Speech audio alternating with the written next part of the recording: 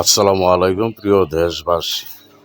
বাংলাদেশে সরকার পতনের পর, আওয়ামী লীগ সরকার পতনের পর ১.৫ বছরে যেই পরিকল্পনা যা প্রোগ্রাম করেছিল জামাত, শিবির, এনসিপি বা বর্তমান এই যে অন্তর্কালীন সরকার, কি সরকার বলে, তারা তারা তাদের সদস্যরা বা নির্বাচন কমিশনাররা যেই রকম চেষ্টা করেছিল, জামাত যেই হ্যাডাম দেখিয়ে বাংলাদেশে বিএনপিকে, বাংলাদেশ জাতীয়তাবাদী দল বিএনপিকে দেশ ছাড়া করার জন্য অনেক চেষ্টা করেছে। যেমন শেখ হাসিনা দেশ ছেড়ে পালিয়ে গিয়েছে, তারা মনে করেছে এই জনগণের কাছ থেকে তারেক রহমানকে দেশ ছাড়া করতে পারে নাই।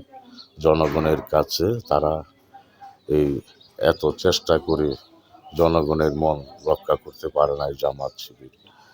অন্যরা রক্ষা চেষ্টা করে হাতে এনেছিল এই সরকারকে বা আইন শৃঙ্খলা বাহিনীকে, সবাইকে আনতে পারে নাই, তাই তারা সফল হতে পারে নাই।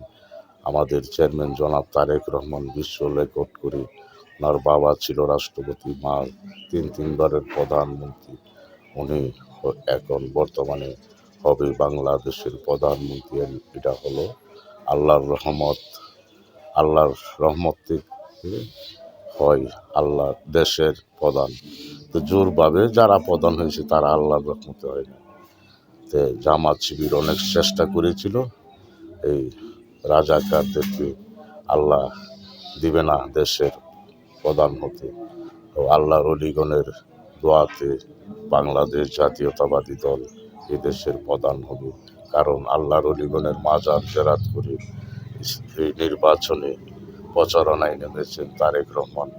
বাংলাদেশ জাতীয়তাবাদী দল আল্লাহর অলি বিশ্বাসী, নবী বিশ্বাসী, আল্লাহ বিশ্বাসী। এই ওয়াহাবিরা হলো, তারা হলো এজিদি ধর্ম বিশ্বাসী। তারা আল্লাহর অলিগণের নবীজির ইসলাম তাদের ভাল লাগে না।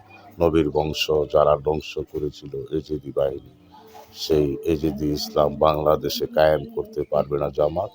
সেই জন্যে আল্লাহ ওদেরকে এই বিরোধী দলে রেখেছে। ওনাদের কর্মকাণ্ড আল্লাহর ও আল্লাহর রাসূল, আল্লাহর অলিগণের পছন্দ না, তাই সেই জন্য আল্লাহ এই দেশে আল্লাহর অলিগণের যারা বিশ্বাসী তাদেরকে দেশের প্রধান বানিয়েছে।